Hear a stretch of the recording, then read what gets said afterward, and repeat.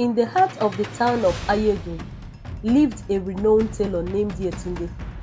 She wasn't just any tailor. Her skill was unmatched. People traveled from far and wide, enduring long queues just to have her craft their garments. Her sewing skills were legendary, and her designs were admired across towns. Yetunde's designs were bold, unique, and always the talk of every event. Her couture was high-end, therefore her customers were of the upper class and the elite. She had a few middle-class customers, but they had to save a lot to be able to afford her services. Some even borrowed money just to have her make their apparel. But there was one strange thing about her work. She refused to use any fabric brought by her customers. "I provide my own fabric," she would insist, waving her hand dismissively when questioned. Her customers often grumbled, but eventually they accepted her peculiar rule. The fabrics she provided were good after all, and her dresses were always perfect. Many customers speculated about why she held on to this strange policy. Yetunde would always brush them off, smiling smugly. "I know my materials. I can only guarantee their quality." Yetunde had a workshop where she produced all the fabrics that she used to sew all her customers' outfits, but it was out of bounds to every other person.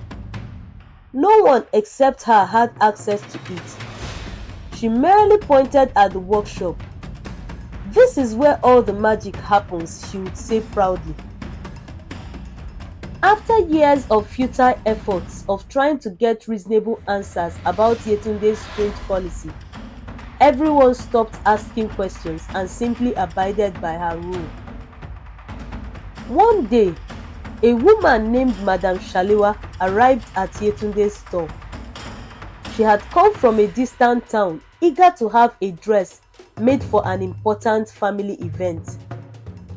She presented her fabric, a beautiful radiant material designed specifically for the occasion. Yetunde barely glanced at it before waving it away. "Sorry, I can't use your fabric," she said, turning to the next customer. "But this fabric is for the event. We were all given the same one. It's an ashwebi," Salewa protested. Her voice was firm, clearly frustrated. "I traveled all this way." "You should have known my rule," Yetunde replied, her voice cold. "If you want me to make your dress, it must be with my fabric. Take it or leave it." Enraged, Salewa stormed out of the shop. Yetunde simply continued her work, unfazed by the woman's anger. After leaving the shop, Madam Salewa sat in her car fuming. She couldn't believe Yetunde had refused her fabric, but something about the tailor's behavior didn't sit right with her. The secrecy around the fabrics was strange. Her curiosity burned. Salewa thought hard and long, then made a decision. She would investigate what was happening behind the scenes. She went back into Yetunde's shop and told her that she had had a change of heart and would want her to proceed with making the garments with her own fabric as was her custom, and that she was going to return at a pre-agreed date to pick up the finished work. Instead of returning home, she booked a room at a nearby hotel, determined to uncover the mystery. That night, she returned to Yetunde's shop. As she glanced around hoping to discover anything abnormal that could give her a clue as to what Yetunde could be hiding, she noticed that the back door of Yetunde's workshop was left ajar. Quietly, she crept inside, her heart pounding. What she saw next shook her to her core. Inside the dimly lit room, Yetunde was surrounded by creatures. They looked human, but had horns and glowing red eyes. They moved swiftly, mixing strange materials and weaving fabrics with unnatural speed. Their hands worked fast, producing bolts of cloth that looked weirdly beautiful. Others sat in a corner, sewing with precision. Salewa gasped, realizing that they were not human. She watched in horror as one of the creatures whispered something to Yetunde. She turned, her eyes scanning the room, suddenly aware of another presence. Shalewa's heart raced. She quickly bolted out of the door, running as fast as her legs could carry her. That night, Salewa couldn't sleep. What she had witnessed haunted her. She knew she needed to confront Yetunde, but fear tugged at her. She decided to quietly return to her town and say nothing about what she had seen.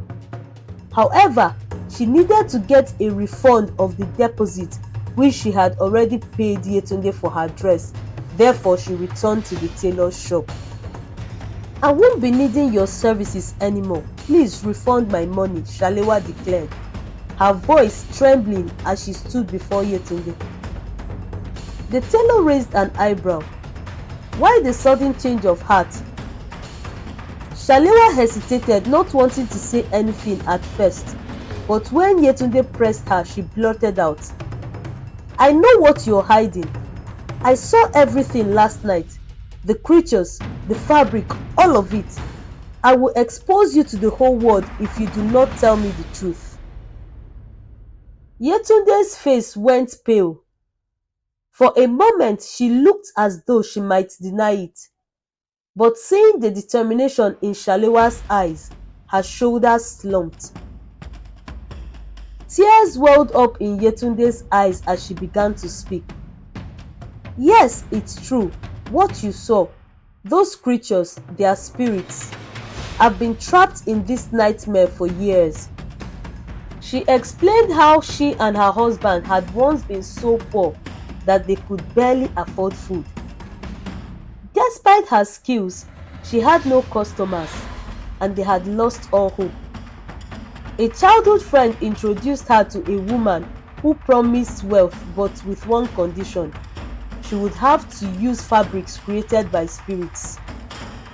"The fabrics," Yetunde whispered, "are made from cotton conjured by the spirits. They are also made from the spirits' hairs and dyed with their blood. Anyone who wears them gets an indelible mark on their left shoulder. They have also unknowingly sacrificed their womb. Those who already have children have sacrificed the wombs of their grandchildren." Salewa gasped. "So that is why you refuse other fabrics?" Yetunde nodded, ashamed. "I have sacrificed so much, my womb, my happiness, in exchange for the wealth they gave me. I am bound to them and they won't let me go. They said I would die if I ever dared to go against their wish." Moved by Yetunde's story, Salewa decided to help. She took her to a powerful seer, someone known for breaking curses. The seer listened and then instructed Yetunde to donate all the wealth she had accumulated through the spirits to orphanages and motherless babies' homes. "You must visit them yourself. Give the money to the children and spend time with them. Only then will you be free," the seer instructed. With Shalewa's help, Yetunde followed the instructions. She visited several orphanages, donating every coin she had earned through the spirits' fabrics. As she handed out gifts, she could feel a heavy weight lifting from her shoulders. The curse was broken. As Yetunde donated her wealth, the mark of the spirits faded from her customers' shoulders, and the barren women who had worn her clothes began to conceive. She also conceived. The spirits no longer haunted her, and she finally felt free. Yetunde restarted her tailoring business from scratch, this time relying solely on her own skills and high-quality fabrics sourced from natural human sources. To her surprise, her customers continued to flock to her more than ever before. With a smile on her face, she welcomed each one, finally free from the burden that had once weighed so heavily on her. And for the first time in years, Yetunde felt truly happy. The story teaches key lessons about integrity, the consequences of unethical choices, and the power of redemption. It shows that wealth gained through harmful means comes at a great personal cost. Yetunde's journey illustrates that true success is built on skill, honesty, and hard work, not shortcuts.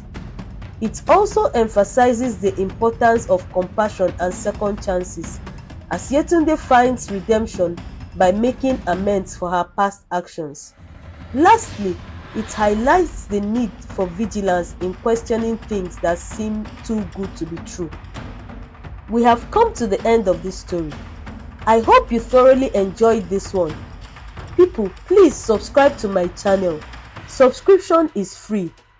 Also turn on the notification bell so that you'll be alerted whenever I post a new video. Kindly like, share and drop your comments in the comment section. Until I come your way next time, remain blessed.